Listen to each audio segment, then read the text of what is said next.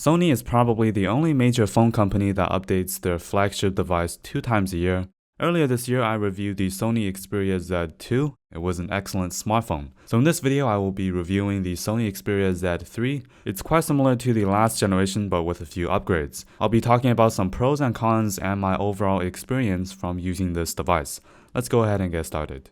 So first, let's talk about the design and the build quality. It's a really unique look. It's very different from many other smartphones because pretty much all other smartphones are made out of plastic or aluminum. The Sony Xperia has 2 tempered glass panels on the front and the back. You can choose between 4 different colors, a black one, a white one, kind of a green one, and also the one I have here, which is a gold/copper color. I like this color because, as you know, glass attracts fingerprints and the copper color doesn't show that many fingerprints on the back. This also has a slightly curved metal band around the phone. So when you hold on to the phone, it feels a little bit slippery, but with a glass back, it really gives a nice grip to your fingers. You might ask, with a glass phone, does it shatter when you drop it? You can watch some drop test videos of this phone or the Z2, and it shows that this phone is actually quite sturdy. You can also see that all the ports are covered by flaps because this phone is waterproof and dust resistant. This phone is IP68 certified, so you can go underwater up to 1 meter and can last up to 30 minutes. So you can actually record underwater videos with this device.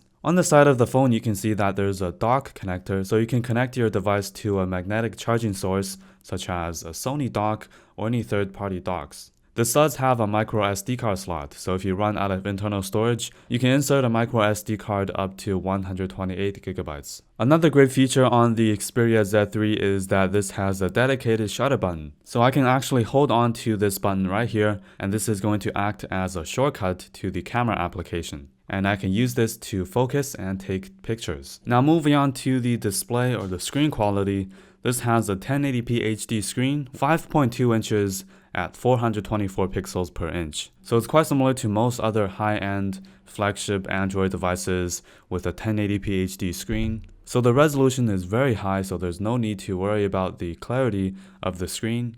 It's an IPS display, so it's not as saturated as AMOLED displays, but this has very accurate color contrast and saturation. This goes up to fairly high brightness, so you can use this in direct sunlight and the screen is still going to be visible. The viewing angle is pretty good compared to some older Xperia phones which had terrible viewing angles. Sony really improved the screen to have better viewing angles, so viewing this device on an angle is still going to look fantastic. Now moving on to the software, this device is running on Android 4.4.4 KitKat. Personally, I'm not a huge fan of this skin. I don't like these icon designs, but one advantage for Android, of course, is that I can download icon packs to change my icon design or download launchers to change the overall theme of my device. There are quite a bit of really useful software features, for example, the quick settings inside the notification.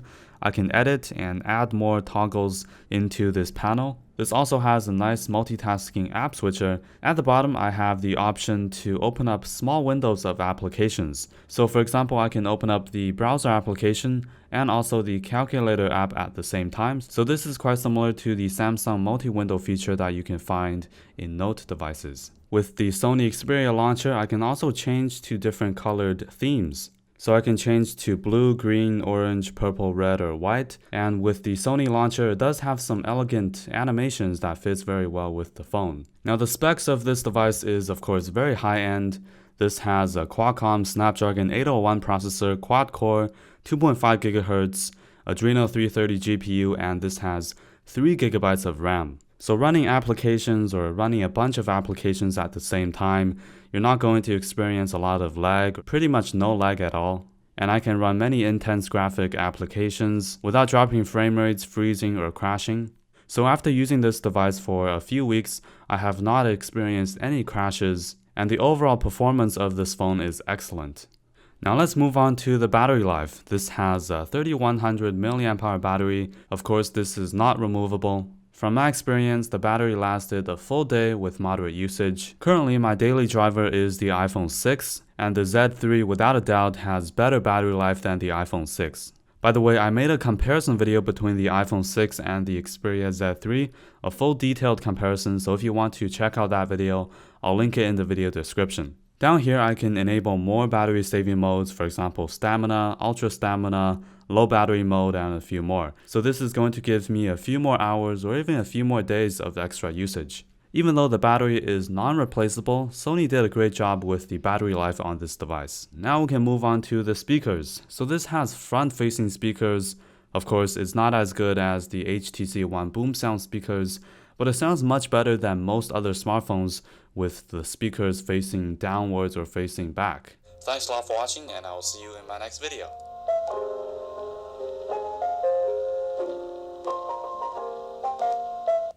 Alright, last but not least, let's talk about the camera performance. So this has a 20.7 megapixel image sensor. By the way, if you open up the camera application, it's going to go into auto mode, and inside auto mode, it only shoots 8 megapixels. So you have to go to manual mode to enable 20.7 megapixel images to shoot full resolution photos. So with a 20.7 megapixel sensor, images are very sharp, very clear. Even when you zoom in, it's still going to be quite sharp. Alright, now let's move on to the video test. I noticed that in video mode, it doesn't focus very quick, so this can be quite annoying if you film close objects. I'm not going to put any 4K footage in this video because this video is going to be in 1080p, but you can search for some 4K video samples on YouTube and watch them in 4K if you want. And here's a low light video test. The low light performance on this is excellent. If you watch the iPhone 6 versus Xperia Z3 video, you'll see that videos shot in low light with the Sony Xperia is much better than the iPhone 6. So this concludes my full review of the Sony Xperia Z3. If you enjoyed this video, don't forget to give it a thumbs up, share this video with your friends, and also leave a comment down below on what you think of this phone. Be sure to subscribe for future videos, future phone reviews, and technology content. Thank you for watching, and I'll see you in my next video.